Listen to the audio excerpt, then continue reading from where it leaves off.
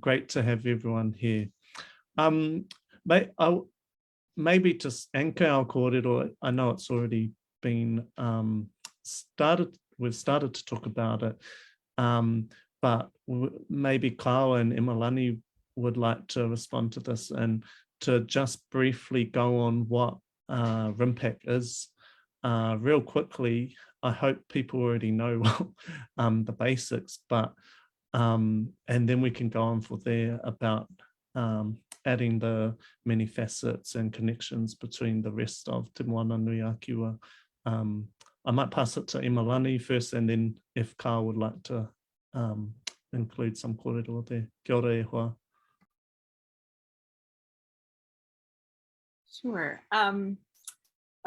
RIMPAC, the Rim of the Pacific Biennial War Exercises, war games that happen in Hawaii.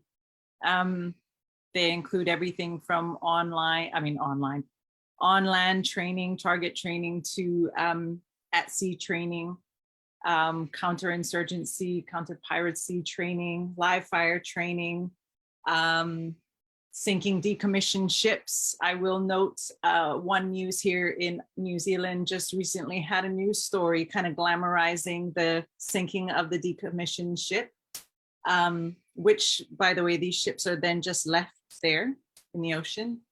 They're highly destructive, obviously.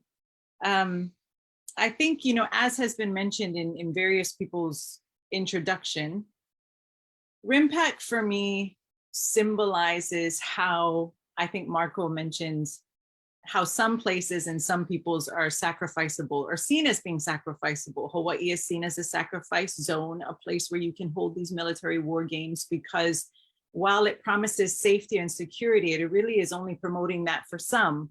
Meanwhile, continuing to put our lands, our people, our marine life, our oceans in danger. It's been going on since 1971, been contested since the beginning. Again, happens every other year. In 2020, there was a bit of a change because of COVID, and the exercises were at sea only. But now it's back into full swing. Includes 20 to 25 nations, over 25,000 military personnel. Different nations come in, bring in their ships, bring in their personnel. New Zealand is a participating nation.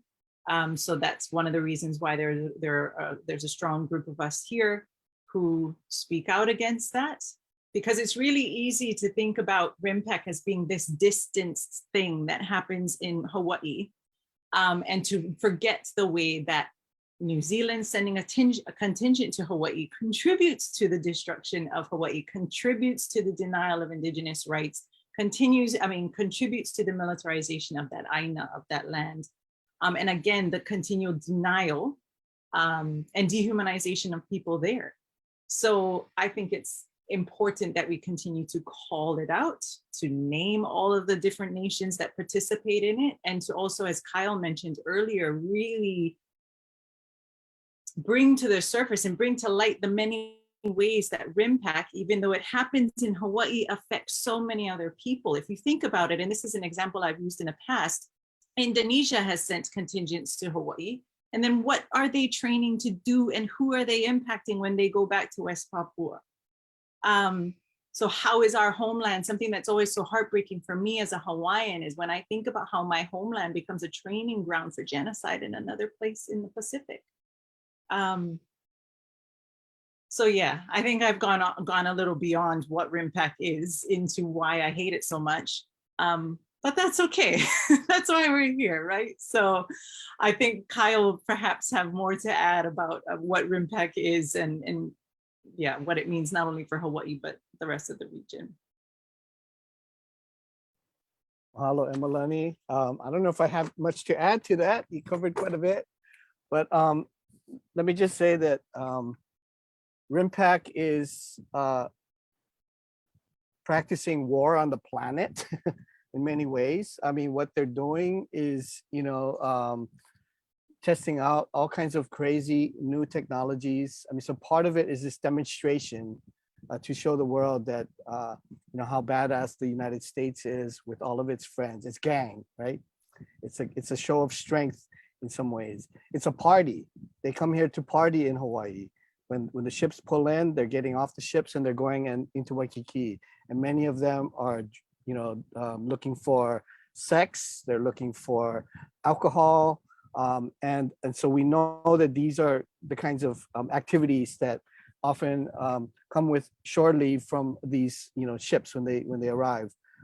It's spending, it's money, right? The businesses in Hawaii cater to RIMPAC. They put up the strip out, the bars that have, strip clubs and things like that will put up big banners, welcome RIMPAC 2022 and all of that. So you get a sense of like what it actually is bringing. And then of course, the violence that's inflicted on the Aina itself and the Kai. You have amphibious assault training. They had, I think, South Korea, Indonesia, I forget what other countries, were assaulting the beaches. They come in on these carrier ships, the back falls down and these little pods come off, kind of like little alien invasion craft. They roll up on the beach. These military personnel jump off and then they run up on the sand with their guns and everything. They have, I think, 30 drones in Hawaii. I don't know what type. Some of them are in the ocean. There's a remote controlled gunship that the United States brought in. And so these are all the toys that they're practicing with and experimenting with in our environment. And I should mention that some of these beaches where they're doing amphibious training, these are training for invasion, right? That's what amphibious trainings are about. They're invading other countries. And so these are the same beaches that 2 years ago, because RIMPAC, because of COVID, activities on the beach was sort of suppressed. The Honu came back to nest. So we've got Honu nesting in Waimanalo and Mokapu, and these are the same beaches that they want to do these trainings, and they have been doing them. They're doing aerial bombardment in Pohakuloa on Hawaii Island. They're doing sniper training and lobbing all kinds of ordnance, mortars, and firing their howitzers. These are cannons, different kinds of artillery. And then the Sync exercise, they call it Sync X. And I think they're doing as many as 2 or 3 ships at this point in time, right? So they tow these junked ships from Pearl Harbor.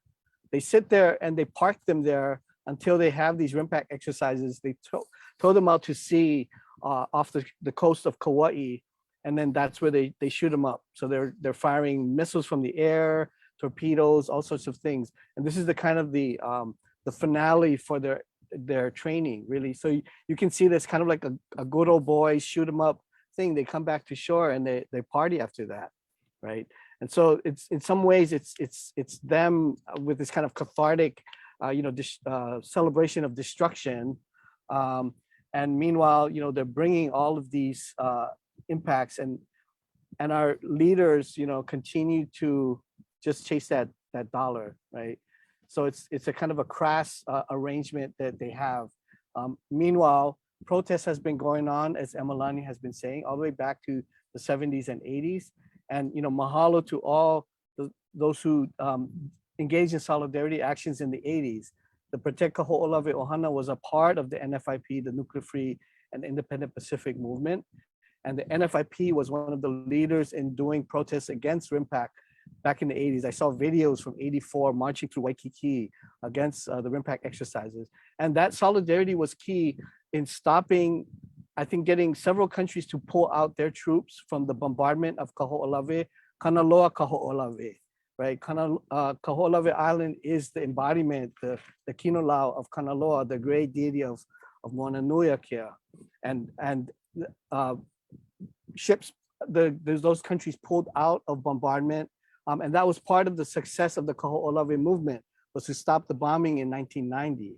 So we have a time now where we also need to stop the bombing. We need to stop the militarization of Guahan. We need to stop the militarization in Okinawa, in Jeju Island, Korea, the remilitarization of the Philippines, the nuclear missile defense testing that has taken over Kwajalein Atoll in the Marshall Islands. I mean, these are all the destructive impacts that emanate out from our place here in Hawaii. And so that's why, you know, it's fitting, I guess, that RIMPAC happens here and that the epicenter of resistance must also be here, but it is something that resonates throughout the Pacific and around the world.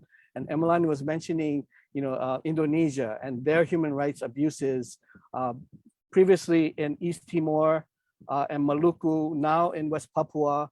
We also have Israel is participating in RIMPAC, and they are using that training to oppress the Palestinians and take their lands. We have the Sri Lankan military training here. They are, you know, waging a genocidal war against the Tamils in Sri Lanka.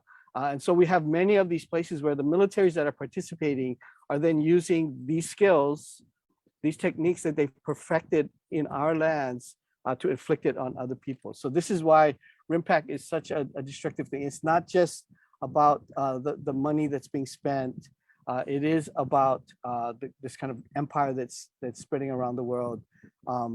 And I just want to, let's see. I wanted to mention something about greenwashing that Tina had brought up, because I think that that's the other thing that's happening. The military has gotten very good at sort of rebranding itself. You know, they're like a shapeshifter, they're a chameleon, they change their skin.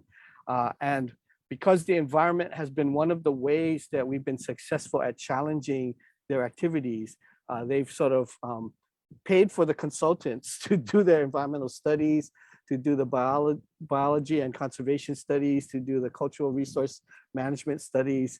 And so if they can own the production of knowledge, then they kind of own that terrain. They see knowledge production as terrain that they have to control.